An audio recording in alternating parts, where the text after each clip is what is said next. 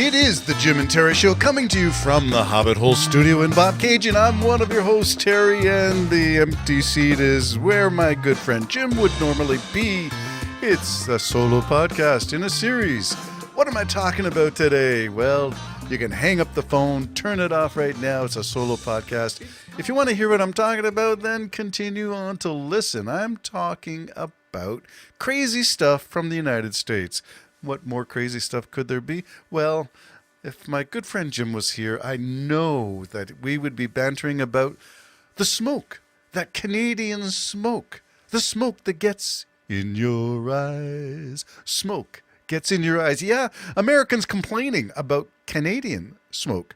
That's how it is on the newscasts. It's not smoke coming from Canada or smoke that coming north from the north to the south. It's not about jet streams. It's not about air currents. It's not about climate change. It's not about, it's who's to blame.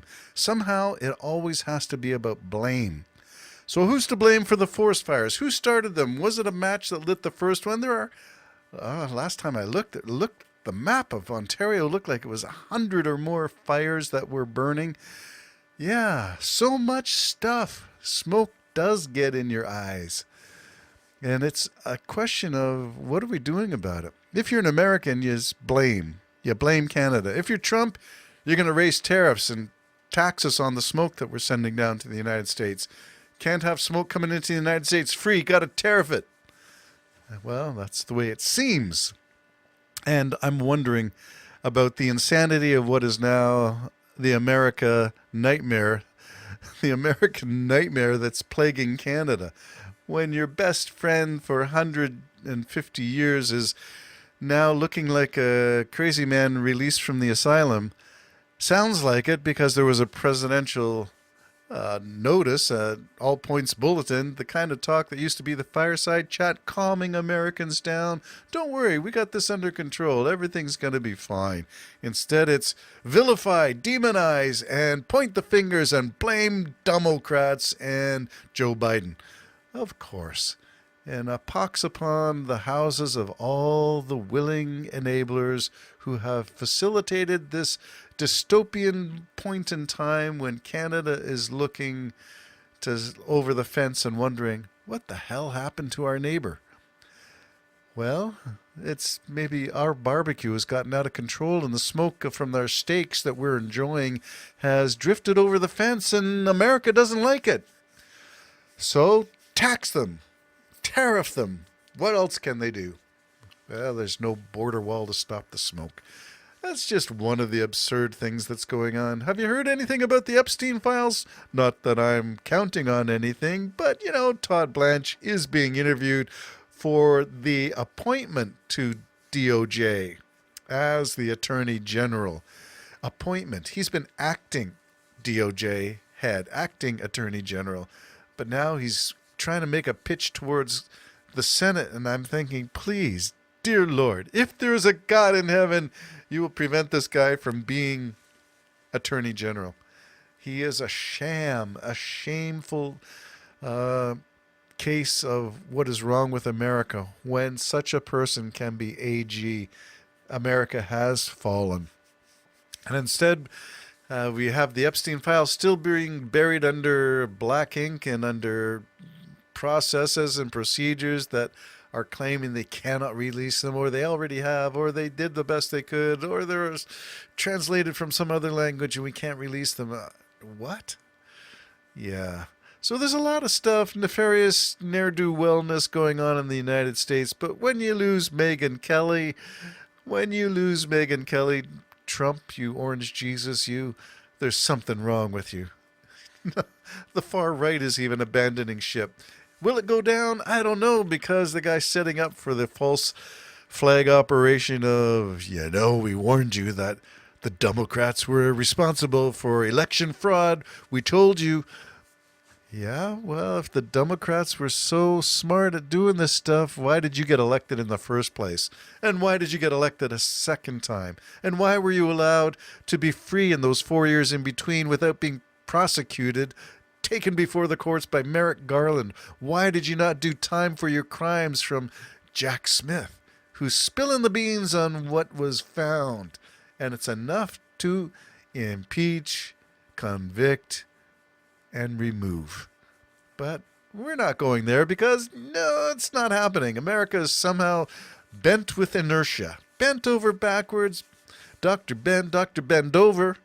That seems to be happening to democracy in America. And not one to wax eloquent on the merits of socialism or Marxism or communism. Not to say that, it's good for the government to control some things. It's good for the government to cap some things, put ceilings on things, put floors on other things, to look at management, supply management. That's good. It doesn't make you a commie.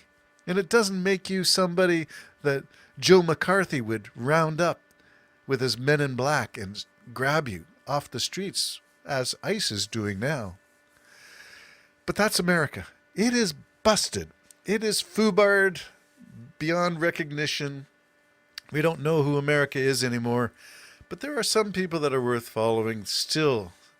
And some of them, I think, have taken the notice and moved to Canada or moved to other places, gotten out of the United States.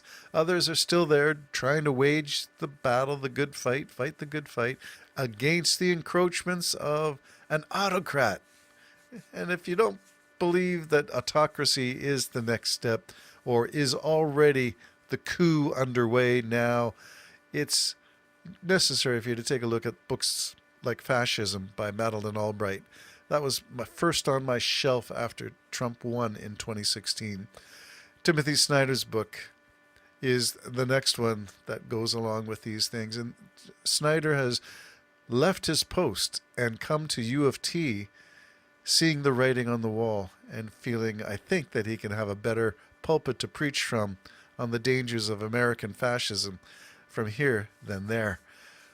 Anyway, that's what I was going to start talking about, but I was going to continue on the demon next door and talk about more experiences from the heyday of the 1970s and 80s evangelicalism and identifying it specifically as the Americanization of the church being the capital C broad-based, the Christian belief system. And the Americanization of it is what I experienced as I looked at people like Carmen and other Christian rock bands that were doing their best to make Christianity popular.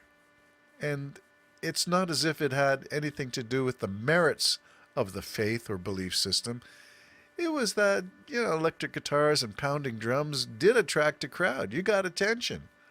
And maybe that's what it was all about, just to get attention. Why?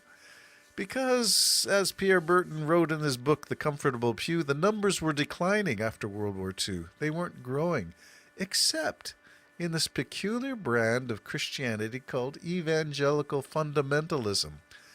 The kind of born-again stuff that really took it to the streets and made it all personal, approachable, and sort of love thy neighbor, feel-good vibes of the hippie movement with a gospel veneer. And it worked for a while until it doesn't. And now I'm wondering whether the whole thing is about to come crashing down.